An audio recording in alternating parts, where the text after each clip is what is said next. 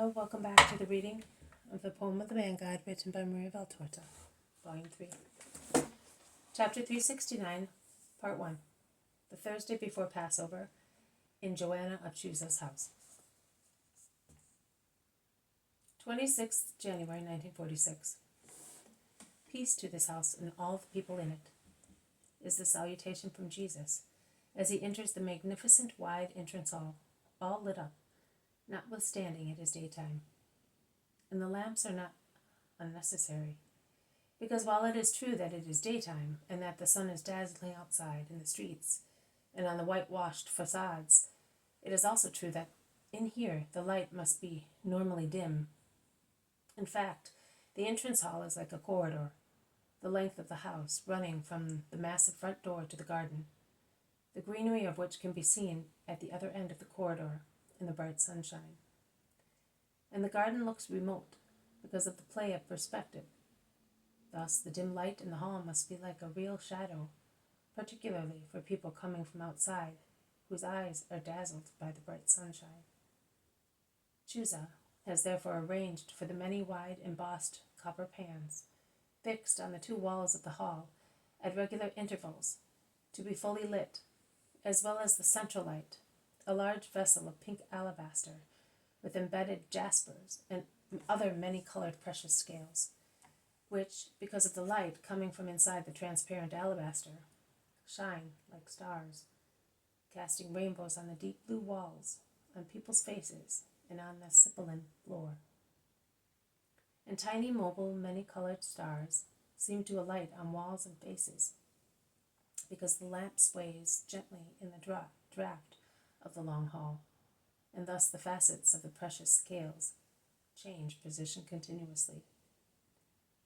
Peace to this house, repeats Jesus, while he proceeds, blessing incessantly servants prostrated to the floor, and the guests who are astonished at being gathered in a princely palace so close to the Master.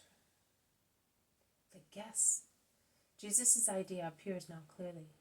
The banquet of love which he wanted to have in the house of the good woman disciple is a page of the gospel put into action.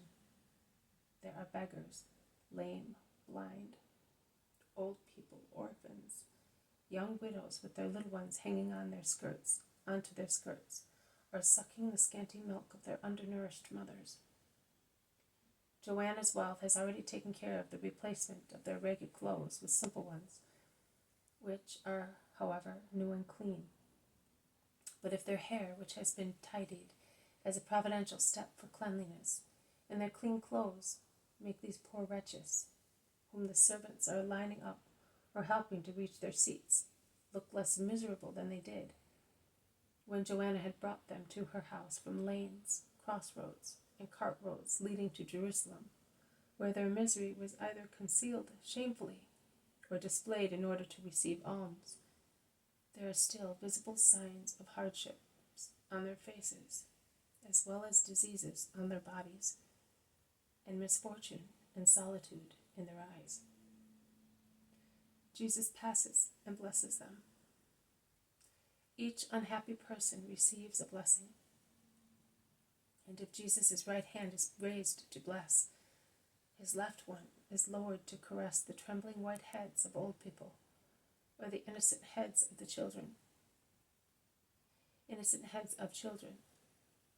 He thus goes up and down the hall, blessing everybody, also those who come in while he is already blessing, and who, being dressed in rags, hide timorously and shyly in a corner, until the servants kindly take them elsewhere, to be washed and clad with clean clothes, like those who have preceded them.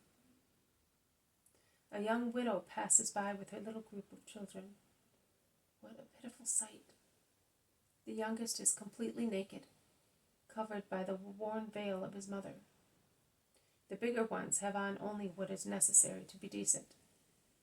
Only the oldest son, a lean, tall boy, is wearing a suit worthy of that name, but he is barefooted.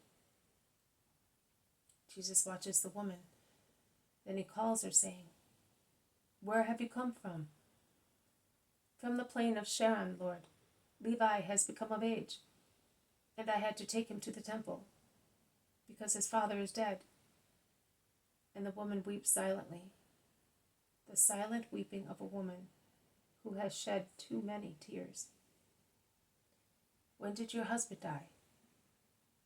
"A year last Shabbat. I had been pregnant for 2 months." And she swallows her sobs, not to annoy Jesus, bending over her little one. "So the baby is 8 months old?" "Yes, Lord." "What was your husband?" The woman whispers something in such a low voice that Jesus does not understand. He bends to hear her and says, "Tell me, and do not be afraid." "He was a farrier in a forge, but he was very ill. He suffered from sores that festered." And she ends in a very low voice, "He was a Roman soldier." "But you are an Israelite." "Yes, Lord, but do not reject me as unclean. That is what my brothers did when I went and implored them to have mercy on me, mercy on us when Cornelius died. Be not afraid of that. What do you do now?" "I work as a servant, if anyone wants me. As a gleaner, a fuller, a hemp beater. I do anything to feed the children. Levi will now work as a peasant, if they will take him on, because he is of mixed race. Trust in the Lord." "If I had not trusted, I would have killed myself with all my children, Lord." "Go, woman, we shall meet again." And he dismisses her. Johanna, in the meantime, has come, and she is on her knees, waiting for the Master to see her. This has been a reading from the poem of the Man God, written by Maria Valtorta, Volume 3. Chapter 369, Part 1. The Thursday before Passover, in Johanna of Chuza's house. Thank you for listening. I will see you tomorrow. May God bless you, and may peace be with you.